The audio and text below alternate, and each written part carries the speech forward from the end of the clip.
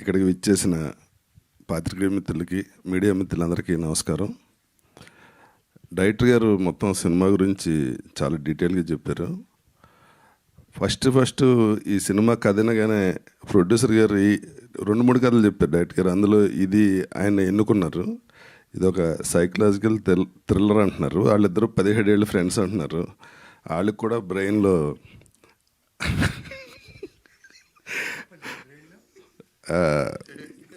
ఆ థ్రిల్లర్, ఆ psychological psycho ఇది ఉంటుంది. ఇద్దరికి బాగా మ్యాచ్ అయింది. ఈ కథ డైరెక్టర్ గారు చెప్పినప్పుడు ఫస్ట్ నవీన్ గారితో అన్నాను, డైరెక్టర్ గారు బాగానే చెప్పారు, ఇది ఎలా తీస్తారండి అసలు సినిమా కింద చూద్దామని చేసి అన్న. చెప్పిన దానికన్నా చాలా బాగా తీశారు. అలాగే నాకు ఒక ఎక్స్ట్రాడినరీ క్యారెక్టర్ ఇచ్చారు. ఇది నా కెరీర్లో గుర్తుండిపోయే క్యారెక్టర్. నాతో ఇంకా చాలా చాలా అద్భుతంగా చేయించారు. ఎంత బాగా చేయించారంటే స్క్రీన్లో నన్ను చూసి నేనే భయపడ్డా. నేను అంత భయపడ్డానికి ఒక రీజన్ మ్యూజిక్ డైరెక్టర్ గారు ఉతికి ఆరేశారు నీకు అనిపించినప్పుడల్లా. అలాగే సార్ కళ్యాణ్ గారు, మీరు మా అందరికన్నా బాగా యాక్ట్ చేశారు సార్. మీరు ఇటు కూడా వచ్చేయచ్చు. మా డిఓపి గారు అసలు హాలీవుడ్ ఫిల్మ్లో చేశారు, పొగట్టం కాదు. అందరూ ఈ సినిమాలో టెక్నీషియన్స్ అందరూ చాలా చాలా కష్టపడి సినిమాని చాలా గొప్పగా చేశారు. స్క్రీన్లో మొత్తం సినిమా చూసి షాక్ తిన్నాను నేను. ఇదేంటండి చెప్పింది కానీ బాగా తీశారు డైరెక్టర్ గారు. ఎందుకంటే అండి ఆ కథ అటువంటిది. అంటే రెగ్యులర్ కథ కాదు. ఒక మూఢనమ్మకంతో కోటీశ్వర్లు అయిపోవాలని చెప్పి జీవితాన్ని సర్వనాశనం చేసుకుని మొత్తం ఫ్యామిలీ రూయిన్ అయిపోవటం చాలా ఎమోషనల్గా ఉంటుంది సినిమా.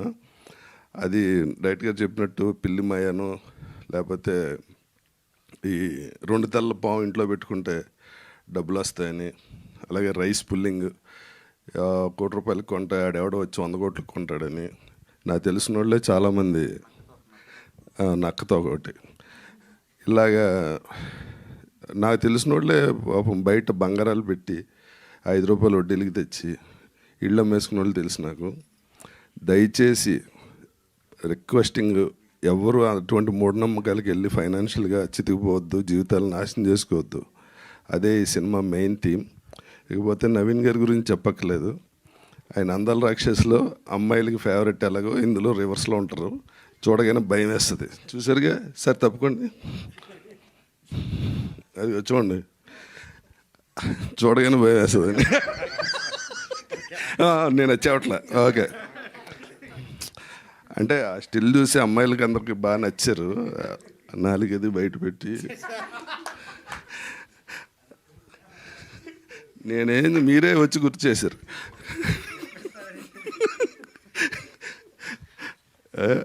సరదాగా అనుకోవటం తప్ప. ఇప్పుడు ఒకటి క్యారీ చేసుకుని వెళ్తారు మీరు అందరూ, ఇంటికి డిస్టర్బ్ అవుతారు అంటున్నారు. డిస్టర్బ్ అయ్యేది ఏంటంటే మనకు తెలిసిన వాళ్ళు ఎవరన్నా ఇలా చేస్తే మనం వాళ్ళకి అడ్వైజ్ ఇచ్చి ఆపుదాం.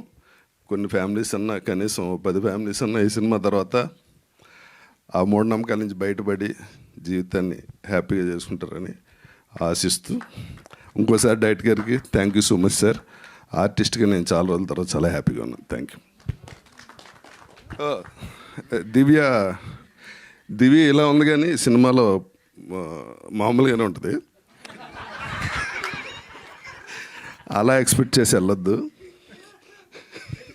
ఈవిడైతే గుర్తుపట్టరు, మామూలుగా శారీ వేసుకుని ఫుల్ ఇది. దివ్య చాలా బాగా చేస్తుంది. వీళ్ళ గురించి చెప్పక్కల ఆర్టిస్టులుగా. దివ్యని మాత్రం చూసి షాక్ అవుతారు. అంటే ఒరిజినల్గా తను ఫుల్గా శారీ కప్పుకుంటే ఫేస్లో విలనే ఉంటుంది. అది దాన్ని డైరెక్ట్గా ఎక్స్పోజ్ చేశారు ఈ సినిమాలో. ఆవిడని చేయలే. Thank you very much.